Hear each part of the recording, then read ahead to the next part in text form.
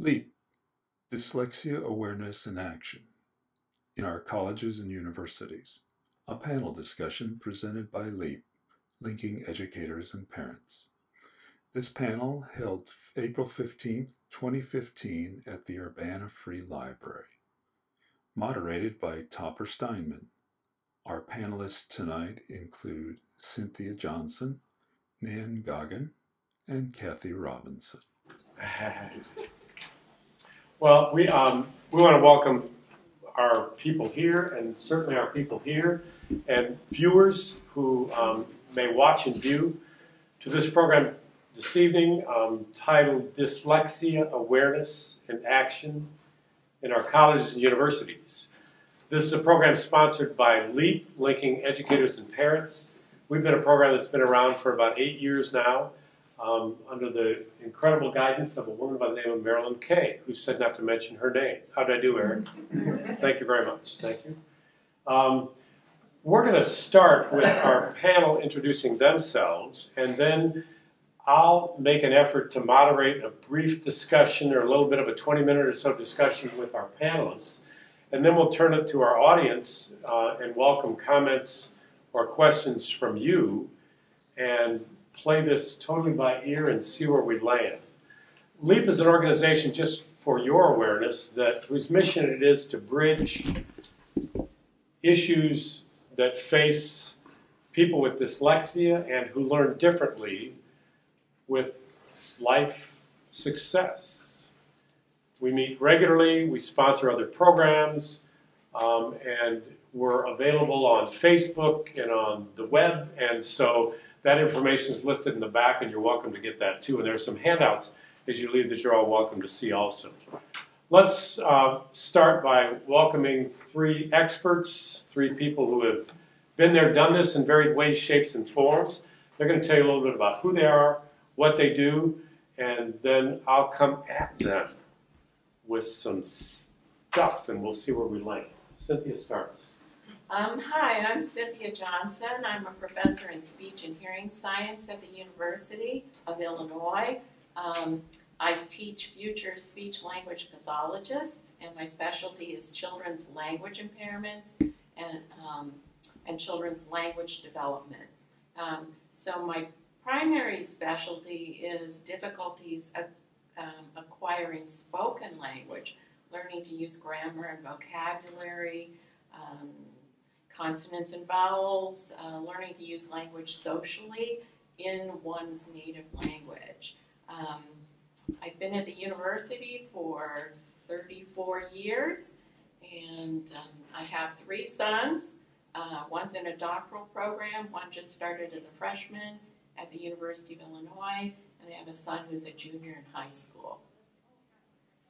We're privileged, in addition to having Cynthia on our panel. Cynthia is an advisory member on our LEAP study committee too. So Cynthia and I get to see each other pretty regularly, and we're privileged to have her on the panel this evening.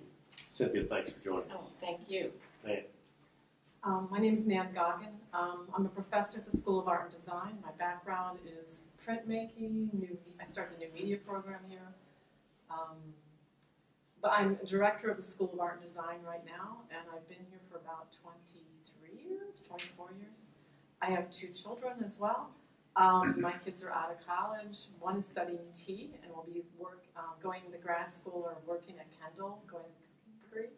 And my daughter went to SAIC and got a degree in arts. And I'm a dyslexic.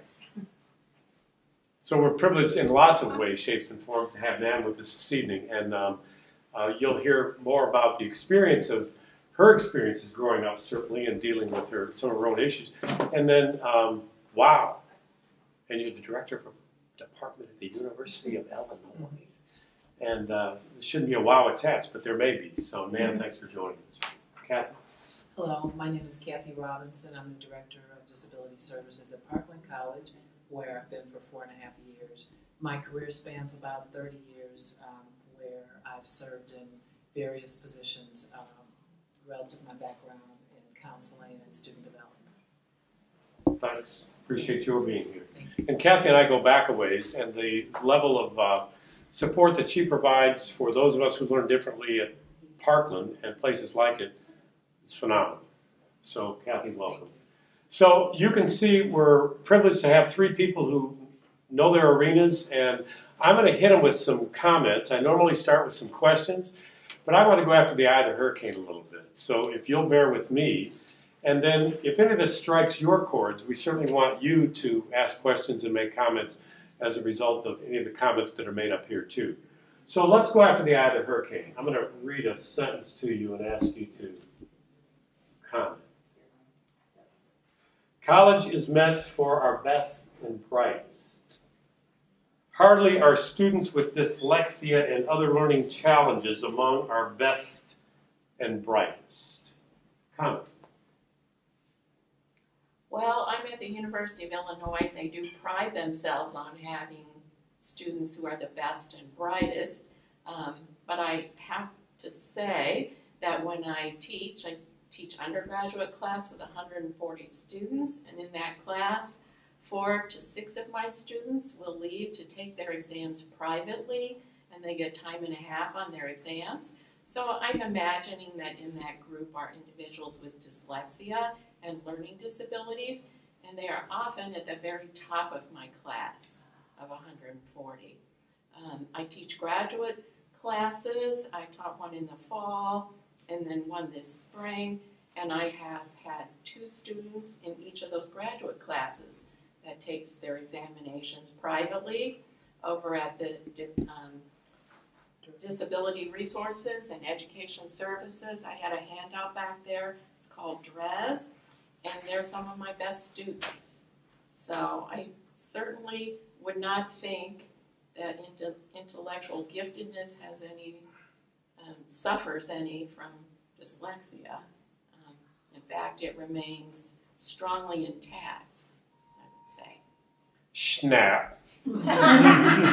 Or whatever is said, I don't know. So yeah, so be it. So Cynthia, from your experience, lots of people, including those who learn differently with dyslexia, not only survive but thrive in the environment that's at the University of Illinois in some of the ways that you've seen it. Last year in my spring class of 54 students, I had 6 students that took their exams privately. Now they do not disclose to me what their diagnoses are, but the fact that they go over to DRES to take their exams, and some of them have accommodation letters from note-taking, they bring to me an accommodation letter at the beginning of class. And they're always some of my best students. Thank you, kindly. Yeah. Nan, you can speak from lots of experience with this. I think there's like different ways to look at this. I mean, of course, I'm much older, so I remember, okay, so we brag at the University of Illinois that we have one of the highest ACT, SAT tests, that these kids are, what I like about when you come to the University of Illinois, they take several things into account. They look at your placement within your high school. They look at what you wrote. They look at what you did on your SAT, and there's a combination of they get that magical score. I will say, luckily, I was really good at math and science. I was always looked at very high, I'm very smart. My brother was actually a Rhodes Scholar. What was strange, though, when I took my, the SAT and I took the GREs, they asked if I was a non-native speaker. So I do think still we measure today's intelligence, a huge part still in linear writing. And I think that it's really important today that we start measuring those skill sets in a different way, not just writing tests. And I think they are beginning to really do that in the high schools. But that ACT, SAT test, to me, is like a very scary object still in deciding who we select to come to the university. So that's still like kind of a... And you'll see that listed as the biggest hurdle. Yeah, truly. So as director of art, you find in your experience as a professor and as director of the department, lots of students who may not... Oh, yeah. Can you comment on that a little bit? So I would say, well, you gave us this lovely list of like amazing dyslexics, famous people. And if you look at the list, You can Google this. Famous people with dyslexia. And there are a lot of actors and entertainers. There's inventors and scientists. There are people who think visually. So, the arts, we were full of them. So what I usually do is we dipped down that score a little bit. Like we asked the university, can we dip down below 25? Can we dip to 21 maybe? And let's look at the work that they're doing. And you can tell these kids are really brilliant kids. So that's what we really try to work with. So we do try to make those. And I actually think, because in today's culture, that's an advantage, especially in the arts, I believe, to have like to be more visual, to understand laterally is in today's culture much better. So not only is there a place at a research renowned institution like the University of Illinois, there are faces attached to the place that matter and count and excel. Thanks. Kathy, Director of Disability Services, Parkland Common. College isn't meant for. Well, college is meant for anyone who wants to try it. Obviously, there's a level, as you say, you take the best and brightest. Community colleges have open door policies where anyone has the opportunity to go. With technology now and with all the supports that we have, it's hard to say, the day is gone where you say you can't do this. Everybody has the right to try it. And college isn't for everyone, regardless of disability or not, but dyslexia, in my opinion, and I'm not finding in the research, dyslexia is not associated with intellect. So we have very smart people that happen to be dyslexic and happen to process things differently, but it's not associated with intellect. We have one of our upcoming graduates, Ryan Morrow, in the audience today. Ryan will earn his associate in applied science and veterinary technology in 1 more month, and we're really proud of him. And Ryan will tell his story later. But and we're looking forward to hearing from Ryan. As Kathy mentioned, and so one of the things that we're pleased about tonight is we do have a world-renowned research institution, as in the University of Illinois, represented here, and we've got a world-renowned community college represented here. And in both of those pairings, college and dyslexia are finding that they can match. You might have answered it, but I want to deal with this anyway. Here's my comment. Colleges and universities are neither equipped, and I had a discussion. When I read this, I'm gonna give me another second to say something. Colleges and universities are neither equipped with the human, systemic, financial resources to handle this population of different learners, or nor are they equipped with the understanding it takes to support the success of these students at our colleges and universities. Please comment on that. Before you do, I talked, and I will leave your name out of this, with a university professor, and I will leave the college out of this, like I'll ask us to do later when we ask questions, who bemoans the fact that he has to put up with Ryan and others who learn differently, because that's not what we're here to do. I'm here to get them to do research, and I'm here to get... So are we equipped or aren't we equipped at colleges and universities to deal with adults who learn differently? Well, I gave you a handout of things I downloaded off the website for our disability resources and educational services. We really have extensive services at the University of Illinois. Began after World War II to provide services to individuals with physical disabilities, but the largest group of students served now are individuals who have learning challenges in some of the linear classrooms that we have. So last year, DRES, our arm that helps students, served 1,500 students, and the students who have learning challenges have grown 300% over the last several years. There are 4 clinical psychologists on staff. Kim Collins is the assistant director, and there's 1 learning disability specialist. Students are assigned a case manager. Their needs for accommodations are considered, and in my classes, my students come up to me privately and show me a letter of accommodation.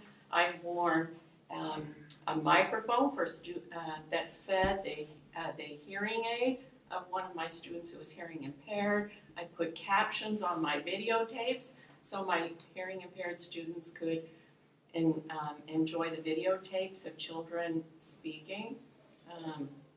I send exams over to DRES every time I give an exam. because I always have students who take exams privately. I have had students who have terrible anxiety problems in the classroom and during test taking, and so we've dealt with that. It's really quite extensive what is provided. Also, books can be converted to audiobooks. PDF readers will convert them to audiobooks, and so those services are available. So all kinds of accommodations that probably didn't exist when I was going through school.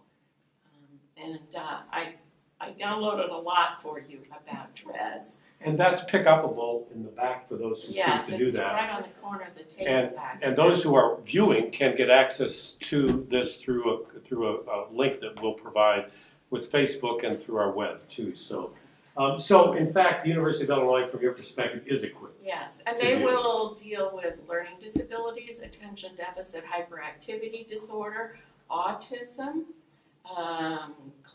head injury, and we now will have a new center for wounded veterans who have blast injuries, and so they will have extensive needs to be able to learn at the university. I'm gonna move on, Cynthia, but I'm gonna come back to you, and I'm gonna probably do this with Kathy and Aaron the same way. Okay. Because the follow-up questions, yeah, right, you guys are the exceptions. The norm, because you're on the panel and you got to promote this stuff, but the norm is I don't run into people like you at the blah blah blah. Anyway, make the comment on the first part of that, man, and then the first part being that we're not equipped to handle adults who learn differently. I mean, when I first started teaching, I don't think we were. I mean, at the time, I think it was you try to find workarounds. Really, you didn't admit that you had dyslexia. I mean, I didn't even know I had it till I was in college. I just thought I couldn't. I sucked at spelling bees, and please don't ask me to read out loud. I was lucky that I was really bright in different ways, so I was kind of labeled smart. But then it was like I was embarrassed to do these things in public. And it wasn't until I was in college that a teacher said, figured it out and told me to take a test. Now, I'm also an identical twin. And what's interesting is my twin sister can read better than I can. But I found out that if I could speed read, what I did is memorize shapes. And I was very good at visually connecting things. So that was a really help to me. And so I learned very quickly how to do that. And so then quickly when I was first teaching, we're talking a long time ago, I'm ancient. I would find kids that, I saw, oh my God, you could be a dyslexic. And then soon I found that kids were identifying themselves that way. And there was a lot of access. And then in the arts, to be honest, we hang out a lot. So it was much easier to find us. And we had different ways of learning and teaching and testing. It wasn't quite the same. So once you found your tribe, it was much easier. So I was, at the university, I'm very impressed. And actually, my son, who has some reading disabilities, he went to Parkland. And it's much, there are some real advantages of going to a smaller, classroom situation and going and finding those links. Sure. And we may hear that from the Ryans of our world later about the size and all that. So in your own experience, growing up and then being at the university now, you do find that if you learn to self-advocate and you learn to be self-aware and you learn to build your own bridges, that bridges are made for you to succeed, a la Nan Goggin, who's obviously very successful. Well, I mean, at first, when I told someone I was dyslexic, they didn't know what to do with it, to be honest. And so I did it. But then it would be very quick. People could figure it out very quickly when they got my email. Or, don't ever ask me. She works here? Do not ask me to write down a phone number. So, so I had to sort of say it as a joke, sort of. And I don't think people ever took me seriously until, I think the hardest part was when, and I will not say who it was, but it was someone who hired me actually and said, well, you probably can't be the director because you need to write this stuff. And I said, well, okay. What if I will bring a team with, I always bring somebody who checks my writing. So you would bring somebody who's better at that. This is so you need a team of people whenever you work in a situation. And I think today, more than ever, collaboration is looked at as a very good thing, right? Mm-hmm. As opposed, there'd be think we're past the idea that there should be one smart person and somehow talk to God and nobody else. So I think we're at a different place where, you know, it takes a group to do something. And I'm good at this. Don't make me do that because I kind of suck at it. So, but you're good at this. So why don't we work together? And I think today, finally, at this moment, you know, within seriously political situations, whatever we're working at, finally in administrative sort of situations, it's not looked at as a, it's a plus, I think, rather than a minus. But I think it's really recent, I hate to say that. Thank you. True. I was almost going to say, but I'm not. A university professor, director of department at a prestigious research institution who says suck. There's just something about that anyway, for whatever it's worth. So, and that I can spell it. So, Kathy, the thought too, we're not equipped. In fact, you deal with the whole department and at Parkland. So, speak. We're constantly learning technology that wasn't available when you were, you know, starting out. Technology has come so far now that students are, you know, the hardest part is just to sit them down and get them trained. The Department of Rehabilitation Services has done a phenomenal job in helping students acquire the technology and the training. And so, you know, gone is the day where people have to punt and, you know, but staff, I mean, we're small. And as you know, state funding doesn't really support community colleges the way it used to. It used to be a third, a third, and a third, and now I'm not sure how much we get at all. And so we have a small staff, but we're committed, obviously, for ADA compliance, Americans with Disabilities compliance, to make things happen. And so we're constantly learning how to help students be better. And faculty, that's a huge part, because you will get a faculty member that says, so what do I do? And school starts in 2 weeks and I've got to do what? And so, you know, we're better now where we work with students very early in the process so that we can identify the faculty members that they're going to have, you know, and get the necessary training for all involved. Yeah, I'm not going to be the one to follow up on that. If one of you wants to do it, what do I do when I do run into a professor or an instructor who doesn't get it? And then what do I do then? So we'll get at that. Let me ask you, make one more comment, and thank you for your reactions to these. And then I want to turn it to our audience to ask questions and do what you want to do. I'm a parent, or I'm an adult learner with dyslexia. I don't know if college is for me or not. How do I determine that, and how do I get a sense of whether you're the right space and place for me? Because college might not be for everyone, like you said, Kathy. Any comments on that thought? Well, I think it depends on what you'd like to do in life, and if a college degree is required for the goals you've set for yourself. If you want to do what I wanted to do, be a speech-language pathologist, you need a college degree. Not only that, you need a graduate degree. So some of my students with dyslexia have set their sights on that. It's good to have an advocate in high school, someone who knows you well, who can write a letter of recommendation for you. That is something lateral and not something linear. It gets around some of the grades or some of the criteria that you might not meet for the college you've chosen.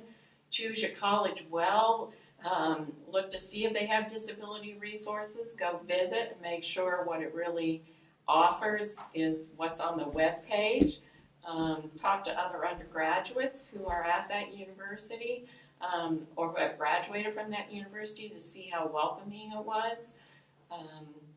Try to figure out what to do about the foreign language requirement, which might be challenging for you, but you can actually petition to not be held to that standard.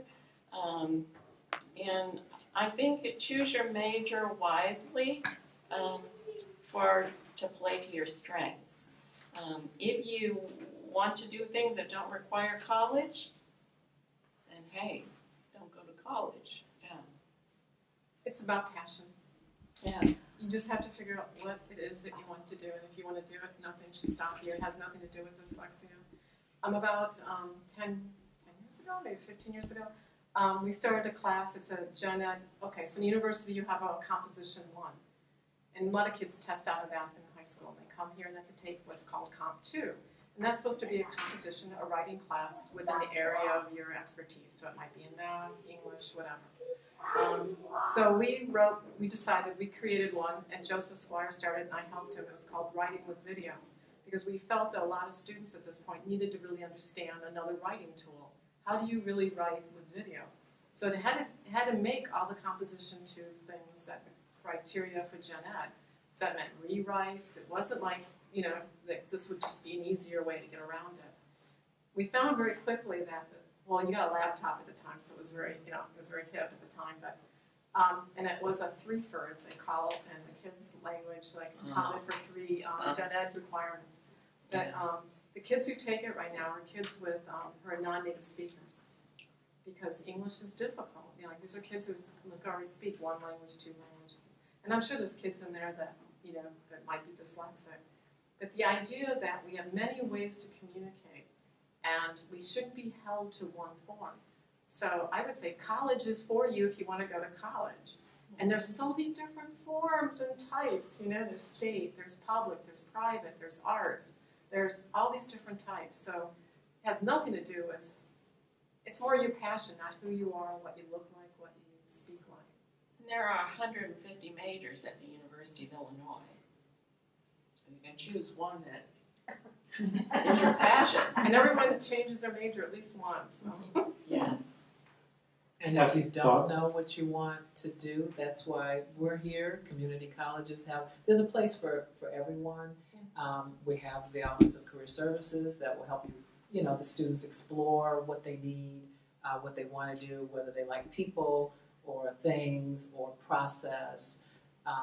And so college isn't for everyone because, just simply because all of your needs aren't met in just one institution. I lost my train of thought. I was going to say something, but that's old age. The largest growing major at the university right now is DGS, which is the kids who have not declared a major. So I think it's becoming much more clear that kids don't know exactly. And to be honest, in the world tomorrow, we don't know where kids are going to be. So it's really lovely to think that, you're going to come and explore. And the other concept of, I think, college is it's life learning.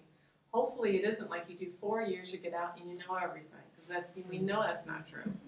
So how do you go back to school? How do you work with online courses, MOOCs? I mean, that's the most exciting part to me. I remember. The transition from high school to college is pretty huge. There's nothing comparable to it. And so if you have family members graduating from high school, your sons, your daughters, your nephews, your nieces, bring them up to the Disability Services offices. Contact me, contact the counterparts at the U of I, at DRES. Part of it is just getting comfortable on a college campus. Yeah. Having lunch, coming out once a week. I meet parents all the time. We'll get together over the summer and I'll show their son or daughter a particular part of the campus. And then we'll meet again. And that's part of it. You don't know that you want to do it because you just simply think of the institution you just left, your 4-year high school experience, when in fact college is so very different. Well, and that transition you talked about, Kathy, the time management. Mom ain't getting you up every day, Right. It's on you now. Right. Yeah, blah, blah, blah. And all those kind of things. Well, some incredible concrete suggestions. I want to do this at the beginning. Let me do it now, and then let me turn it to you. And I want to start, if you don't mind, with Ryan, who will make a comment about their comments, and then we'll go on to other questions and comments that you have. But let me first check out. I'm here mainly with my parent hat on. How many people in the audience are here mainly with your parent hat on? Thank you. So that's a population. I'm here mainly with my educator hat on. I'm an educator, and I'm here with my educator hat on. Thank you. I'm here with my friend, family, grandparent hat on primarily. Thank you. I'm here because I got it, whatever it is, and I want to find out what the... Yeah, truly. So, the Nikas of our world. I just show up at programs because I'm a program junkie. I didn't even know what tonight was about. I don't know. So who did I miss? I missed Got him? Okay, covered the base. Ryan, if you don't mind, who are you? And Ryan said, I have a tendency to ramble. And I said, I know what that's like, Ryan. So I might cut you off. But who are you? And give us a little bit, if you don't mind, of your journey, quickly, in a paragraph. Person with dyslexia at college. And then any comments you want to make about anything that they've said. And I may cut you off. Because this, we could give you the whole hour and a half and not cover it. So, no, you can't, but you could, yeah. So, who are you and what's your deal? All right, well, I'm Ryan. I go to Parkland, and I've been there for going on 4 years now. I don't know how to explain my dyslexia because, like, I've always wanted to, like, have one word I can say and people understand. They go, "Oh, that's what it is. Okay, I understand what you are now." But when I say dyslexic, people go, "Oh, okay, so you have a little difficulty reading." Like, yeah. So, like, I can read, but I don't know what grade level I can put that at. But, like, my spelling is, I can't do it. It's just not even there. And so when people ask me what you are, I kind of know myself as a severe dyslexic because, like, reading is really difficult and spelling is next to impossible. So then I decided a long time ago when I was a little kid, I love animals, so I'm going to work with animals. So then I got in the field of being a veterinary technician. I started in a vet clinic, worked at kennels, and just kind of moved my way up. I almost lost one of my jobs because of being dyslexic, but then I said, F that, I'm going to go get this other job, and I got a job at an ER clinic. And long story short, I moved up here. And then after working in the ER clinics for a while, I realized I need that next step up. I'm already making decent money, and I need that letters behind my name, certified veterinary technician behind my name to live comfortably. So then that's when I decided I need to go to school, which, remembering high school was not a pleasant experience for me at all. It was just, I rebelled, I wasn't really good, and I think the only reason why they gave me my diploma is because they didn't want to deal with me anymore, honestly. Get him out of here. Pretty much. So then I decided to go to school, and one of the hardest things is I didn't know who to talk to, where to go to. It's just there's so many options, and I didn't know who to talk to. I was so lucky that I found DHS and Parkland. What is DHS, for those who Department don't? of Human Services. They actually are paying for my school and paid for all my assistant technology I have. So then, try to fast forward a little bit. So then I decided to go to Parkland and found DHS, which they are just so nice. There's been so many times that they just kind of helped me out, and I've heard this a lot of times. They're like, "Oh, we've never done this before. You're the first one." I'm like, "Yay! I get to be the first one again." But now I remember in high school, they did have some kind of assistance, but they didn't have it like they had it now in high school. I actually had a teacher that followed me class to class to class to class to read for me. So I would go in the hall after we got all work, and me and the teacher would go in the hall with a desk, and that's how I did my work in high school. Now, if you can imagine being in high school with a teacher that followed you to class to class to class, and all the students are going, "Why is that teacher following you around?" That's Probably sucked. Huh? yeah, it was not the best experience. Back to Nan's word. So you caught some grief, and you caught some mess, and you caught some hassle, and it felt like I'm stupid. And yeah. And I did not have a good opinion of myself through high school. I just thought I was stupid. There's no way I can do it. But like I've always been taught at my job, I'm really smart. I know how to ask questions. I know how to get around things. Like because I work at an animal ER, so you have to be very political and compassionate and smart at all at the same time. And I've always been taught at those jobs that I know what I'm doing. But then going to school was scary because it's everything I hate in life is books and reading and paper writing. But I guess I need to talk about my technology now since I'm rambling. Well, that's okay, because you found your passion. Yes. In a thing called animals. And you found strategies in people like Kathy Robinson. And you found ways through Department of Human Services, through DHS, to get support and financial assistance and all that. So you've melded all that together to the point where in May you will graduate from Park with your associate's degree. Everybody cross your fingers, because we're pulling for Ryan to do that. Yes, you can do that. So 3 sentences about here's where I am now and any comments you have here, and I'm going to keep it at that because I want to get these people involved too, Brian. Okay. What? I'm sorry, I don't know. Do you want to comment on as a vet tech to be and what Parkland has helped me do? Do you want to make any comments about that? Well, they helped me out quite a bit, particularly in the healthcare profession. It's not geared to people with disabilities. They're really not. I mean, all my teachers have been really nice, but they don't know. Like, I've told my teachers I'm dyslexic, and she's like, "What's that?" I mean, they're nice, but they're not gonna. They just don't know. They're not really geared to it. Like, we have to know how to spell certain words, which I've got accommodations for that. But it's just, I'm the first one, I guess. I mean, I don't want to say I'm the first one, but I'm one of the few ones with this amount of dyslexia I have that they've ever had to deal with, which I hope in the future there will be more people that realize that they can do it, because it's a pretty big deal. Well, what a great model you've been, and what a great piece of resilience and human you are to continue to stay on that track. So applause, truly. Thank you. You may have other comments or questions. Nikki, you want to make a comment? Thank you. You might. I might come back at you. Now it's open season, so anyone that wants to comment or question from your parent or educator or professional hat on. For dyslexic, it's a little easier. American Sign Language is taught in my department. And I also found that for master students, etc., when we, so if I'm making them write, we do Skype interviews, and I would highly recommend it. It'd be lovely if ACT and ACT allows kids to do that. Instead of writing the reason why I can't do this friggin' writing thing, it'd be nice if they just let them do a Skype interview or PowerPoint or something else that would, show that they understand the relationship of word and text. Please. Well, you had mentioned finding your tribe. How do you find your tribe?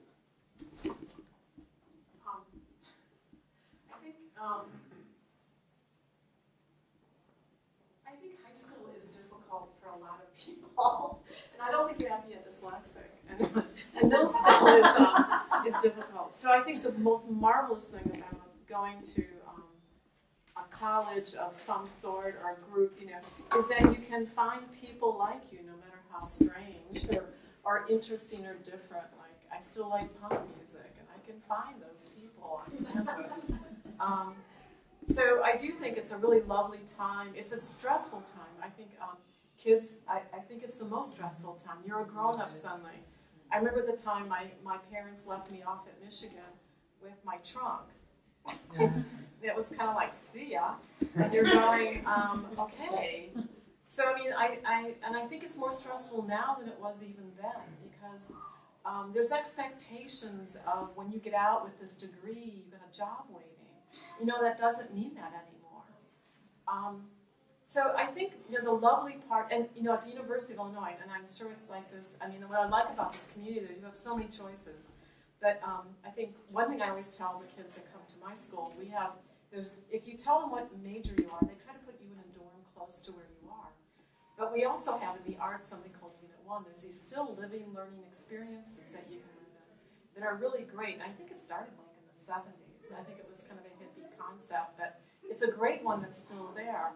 So it's a really small environment you can take, because Illinois could be huge for a lot of students. Just 37,000. Yeah, And I thought of this as being, when I came here, I was like, oh my God, I'm from Detroit. I was like, this is like, but for a lot of students, this is huge. So the smaller units are for like kids that, so they have them by area, and the Unit 1 is particularly the arts. So like, if you can have a free music class. So it doesn't mean you're going to be a music major, but it means you like it. And so you can find people who play music.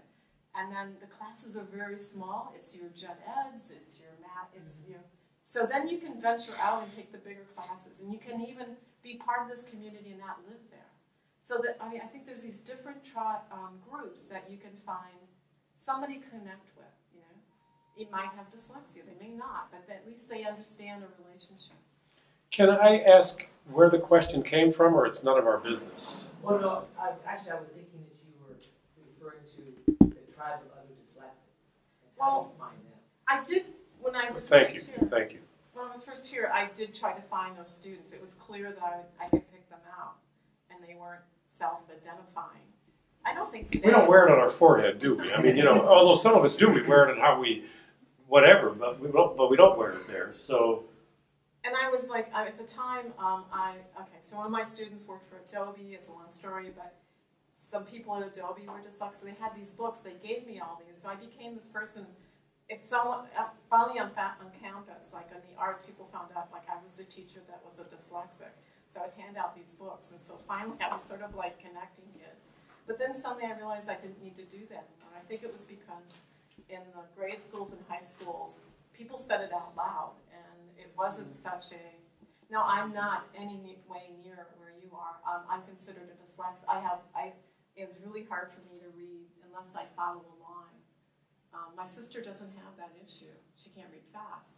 So, I mean, there's all these different groups. And it's interesting when people say to me, oh, I'm a dyslexic. I'm like, oh, you do not know what it's like.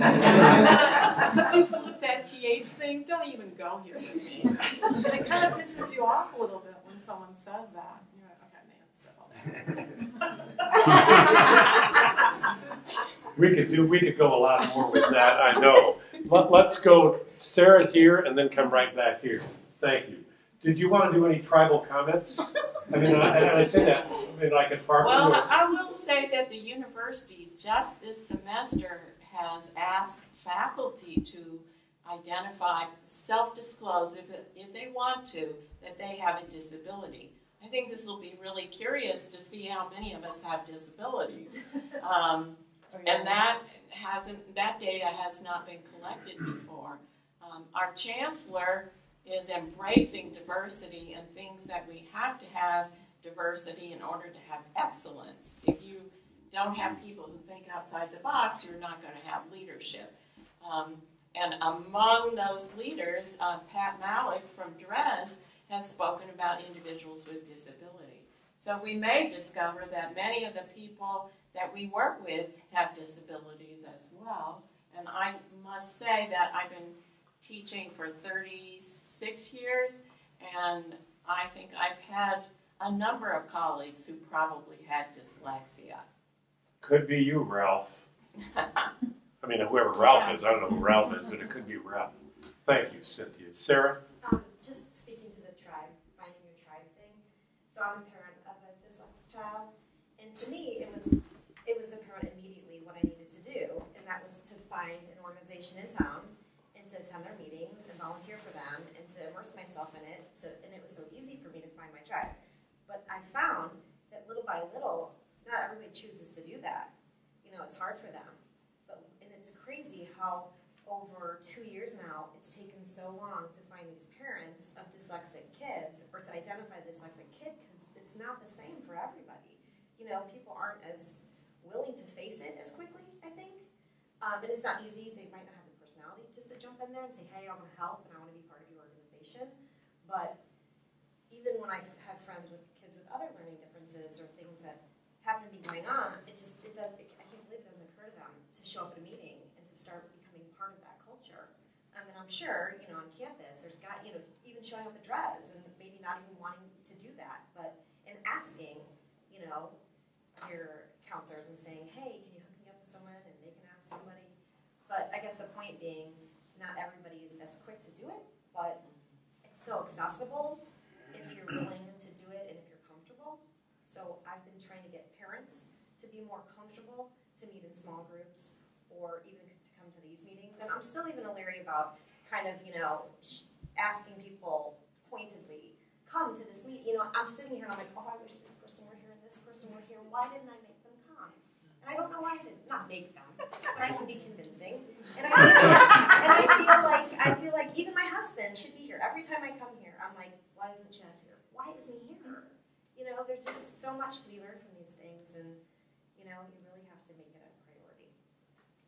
Sarah, thanks. A thought. I'm a parent, and let's suggest that I'm a parent of a child with dyslexia, and I live in a pretty deep river called denial, what would you suggest I might do beyond what you already said or you just said it? Because it is a risk for me to put out there that my child, or it is a risk for my child to put out there that I think I've got learning issues, or it is, or it is, or it is. So I just stay back and I watch him flounder and I watch him not feel real good and I watch him kind of flunk some stuff and I watch him sink into a corner like maybe Ryan or others of us have done. And you got a thought to that? You know, there's another thing that people don't talk about readily, but it's financially. It's a huge obligation to face financially. When you say, like, you know, I have to go outside of school and find all these resources and pay for all these tutors, and not everybody can do that. And that I would get emotional talking about because, you know, I feel so sorry and I have so much empathy for the people that can't afford the help they need. So there's so many reasons that people are in denial that I can't judge or that I can't even talk to. You know, I can say, you know, I don't know because it just, Thank you, truly, for your genuineness and your honesty. Thank you. Question, comment, thought? Yeah, I actually have a couple. The first one is, I hear you talking about working with people with dyslexia, but it's my understanding that dyslexia is not a diagnosis, and my son, who's in 7th grade at this point, who I'm struggling to get support because he's responded to intervention to the point where he no longer gets it and now is flunking again. I'm looking forward to high school and then subsequently to college, which I'm told I should do, but the administrators at the school are not responding to me talking about him being dyslexic. They are very responsive to me talking about him being ADHD. So when you work with college students to give them these supports, and I'm a college professor, so I also have students who have accommodations, how does that work with dyslexia not being a diagnosis? This now became a 3-hour workshop. I'm sorry. You have a thing to be sorry about because I think you touched on something that's very real and very deep and very complex. So thank you for how you asked it, how you framed it, truly. JJ has a comment to make as a person who's also at the university in relation to this. So who are you and what do you do, and then comment, please. So my name is JJ Pianki, and I'm the Applied Health Sciences Librarian, which includes DRES, Disability Services at the University of Illinois. And my comment is that in the library, we would consider that to be a print disability. Whether or not it's under the DSM or not, we would consider it to be a print disability, which means that we're going to do everything we can to accommodate their information needs. So whether that's a digitization of a book, or hooking them up with DRES, getting them a quiet room to study, whatever that kind of means, that's what we're going to do, because it would be a print disability. So, actually, if you talk, Patricia Malik is the director of DRES. If you talk, and she's quite an advocate for DRES, would you agree, Karen? Yeah. And if you ask them, they would say that they go above and beyond what the law requires, way beyond what the law requires. We have about 30 staff, colleagues of mine within our program services. This would be my comment, and it's unfair to you to leave it at this, and we're not going to necessarily leave it at this. A fourth member of our panel who unfortunately couldn't be here tonight would be a great person with whom to connect you with. Her name is Leslie Sullivan. She's a special education teacher locally, and I want to give you her name and contact information. So there, Leslie. You got it anyway, didn't you? But I do, because I think your question is fair, and it's not about college as much as it's about, I got a 7th grader, is what you said, right? And he responds to intervention. Now he's been intervened, and he's cured, and he's back, and he ain't cured. He told me tonight when I told him where I was going, Mom, I don't have it anymore. Got it. Right. So I want to put you in touch with Leslie. Do you have a comment, Ryan, and I'll cut you off, remember. For someone who's in 7th grade and the parent of a 7th grader and they're struggling and they aren't getting the services, and what would you have a sentence of advice that you'd give? Well, I just remember when I was a kid, I didn't want to be dyslexic. I mean, I would do anything just so I wouldn't be labeled as a dyslexic. I mean, particularly being young, you don't want to be different. Not until after high school is when I started going, I'm dyslexic. Like, I had friends for years that didn't even know I was dyslexic because I didn't tell people. Like, it's an embarrassing thing. Until after high school, like I said, it's when I finally was like, I don't really care what people think about me anymore. I'm dyslexic. And it made it 100 times easier admitting that I'm dyslexic compared to constantly, because you can't, you can lie to people, but you can't lie to yourself when you're sitting there trying to take that exam and you're like, what does that say? A. Okay, whatever. Let's talk about A and let's go on. Would you be willing to talk with her son? I can talk to him.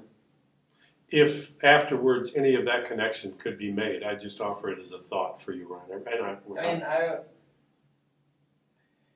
I always want people with dyslexia to try. It's just I don't know. It's something that's like, it's hard for them to come out and like admit to it. Sure. I would be more than happy to talk to somebody because I mean I still like, even when I'm done with school, I'm still going to go to tutors and things like that because with this assistant technology I use, it's nice because I don't need to sit down and read, but then it's like one of the skills that if you don't use, you begin to lose it, and that's something I'm beginning to notice with my assistant technology is I don't need to read anymore. I don't need to spell because I just talk to my computer. It types it for me. I don't need to do that stuff anymore, and I've noticed because I've been going to a tutor and I haven't been going to school, has been too busy. And I've noticed a few times when I've sat there and practiced by myself, I'm like, oh, my reading is like worse, my spelling is worse, and now I'm at the point where I will admit it to myself. When I was in seventh grade, I wouldn't admit it to myself. My parents made me go to these tutors and all these other people that I hated, and I remember going to those people and sitting there going, and just sat there for like an hour not doing anything because I didn't want to admit to it. Thanks for your disclosure. I do think there was something about working to what you're good at. And I remember like students saying to me, or my parents even, I was brought up in a very like Irish, you can't talk Irish Catholic. It was like, you buck up, right? You know, like you know, like suck it up, just go, you know? And I think as kids, especially middle school and high school, it's about like getting around it. And I think there is some real good skill sets about like, you know, everybody's got something. And this idea that you have dyslexia, you know, that Susie, she's got something too. She's like dragging her door. I don't know, but I think everybody has something they're afraid of showing. So instead of like being so freaked out about that, it's really about how do you get on in life? And we all carry something with us we'd like to hide maybe. And what are the ways that we can do that and make it powerful? And I think the one thing that, you know, I hope is getting, we all say in school that it's okay to make mistakes, but you know what? We kind of measure those a little more than your successes. And if we can actually say that out loud and believe it, that you don't have to be great at everything.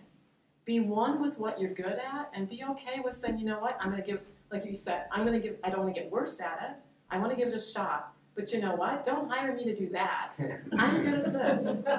And be one with it and be proud of it, actually. I think that's, to be good at everything is bizarre. Oh man, thanks. I think it's great. My husband burst your bubble. I had a colleague who had terrible problems in the middle of conversation thinking of the words he wanted to use. He was an excellent writer, but had a lot of difficulty with conversation, and he believed that as soon as you got out of school, problems like dyslexia just ceased to exist. Yeah. So, poof, we are cured or done or whatever. I have a question for Ryan. Yes. If you don't mind. So you're graduating here. We're going to keep our fingers crossed. Say you wanted to get a job at the university, you would have to take a civil service exam to become a CVT at the college or whatever. And I would encourage you to do that because you would come to work with us. However, does the university or places like that have accommodations for you to be able to take those tests? I'm not 100% of the university does, but I know too, because for getting your certification as a certified veteran technician, you have to go to 2 years of school, graduate, and then you got to take your board exams. So just like what doctors do, but we take a certified vet tech class. Those do have accommodations for them.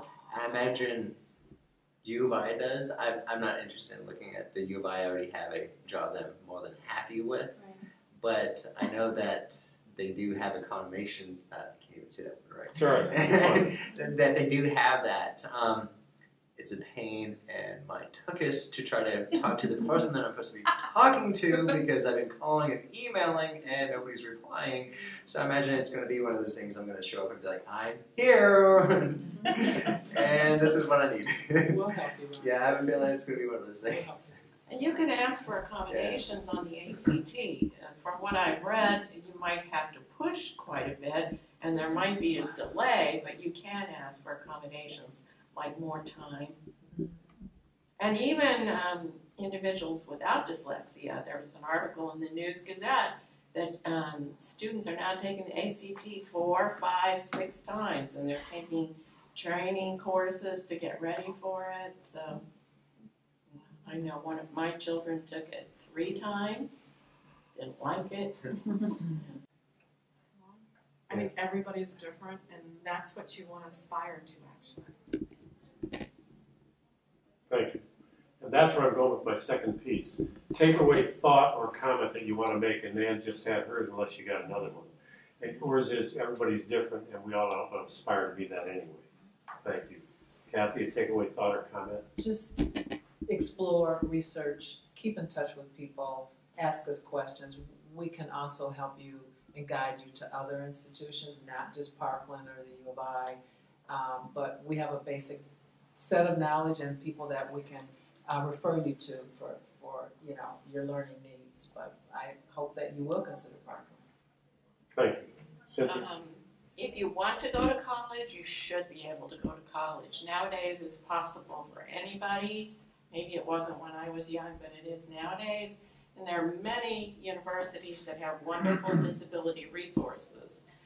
Here at University of Iowa, Emerson, University of Connecticut, University of Colorado, Colorado Springs, University of Arizona. There's just a lot of schools who are working hard now to make their majors accessible to people who would like to pursue them. Karen, do you want to say? I was going to say there are specific guides out. K&W Guide is one of them for that lists programs for students with learning disabilities at college level and also services. Wide variety of. Stay, remain, didn't get something answered. We've got some resources on the back here that we'll refer you to also, but you're welcome to check out things from the panelists also. On behalf of LEAP, Linking Educators and Parents, thanks to you for being here tonight. Thanks to you for viewing wherever you're viewing and whenever you're viewing. And thanks, incredible thanks to these 3 panelists, Cynthia, Nan, and Kathy, for the breadth of knowledge and awareness and the depth of talent that you all bring to this table of dyslexia awareness and action in our colleges and universities. It's happening. Thank you.